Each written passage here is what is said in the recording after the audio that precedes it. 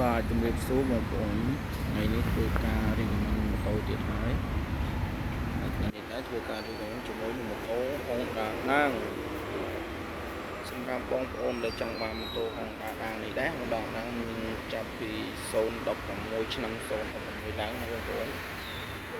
ហើយម៉ូតូទាំងអស់នេះដែរគឺមានការនាំចូលពីប្រទេសជប៉ុនយកតែម្ដងដោយក្រុមហ៊ុន Sakura Enterprises ដែលមានទីតាំងនៅទីសាលាខាងទូកងបងប្អូន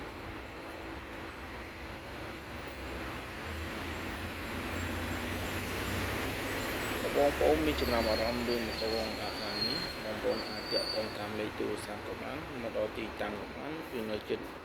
សាលាខាងទូកងតែម្ដងនៅបណ្ដោយផ្លូវ327កែងនឹង596ណាបងប្អូន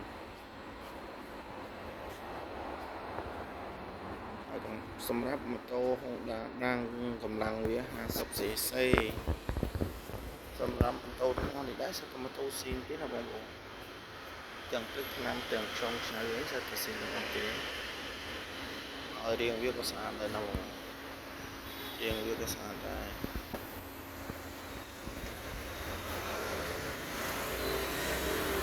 Honda ណាងនេះដែរវាមានកន្លែងកាត់សោហើយមានកន្លែងដាក់ធំទលេល្អអាចដាក់អីបានច្រើនហើយក៏មានកប៉ៅនៅខាងមុខសម្រាប់ដាក់ទូរស័ព្ទអីបានដែរណាបងប្អូនម៉ូតូនេះដែរក៏មាន stand តែពី stand by ប្រាំងចាប់មួយ C2 ប្រាំងនេះក៏ប្រាំងហ្គាសប្រាំង ABS ហើយមានច្រើនគ្រឿងមានច្រើនគ្រឿងជាមួយទៅសិនបងប្អូនមានចំណាប់អារម្មណ៍បងប្អូនអាចទាក់ទងតាមលេខទូរស័ព្ទ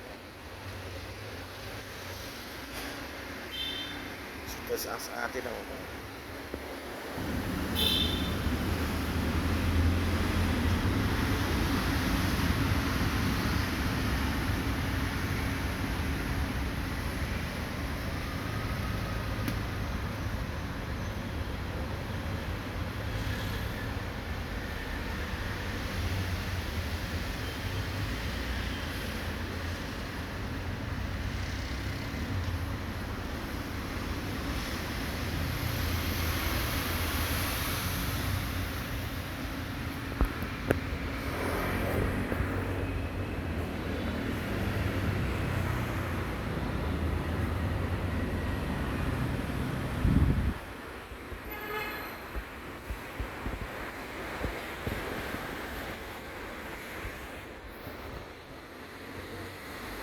អរគុណច្រើនបងប្អូនសម្រាប់ការទស្សនាបើបងប្អូនចង់បានបងប្អូនអាចទទួលតាមលេខទូរស័ព្ទខាងលើបានណាបងប្អូនអរគុណច្រើនសម្រាប់ការទស្សនា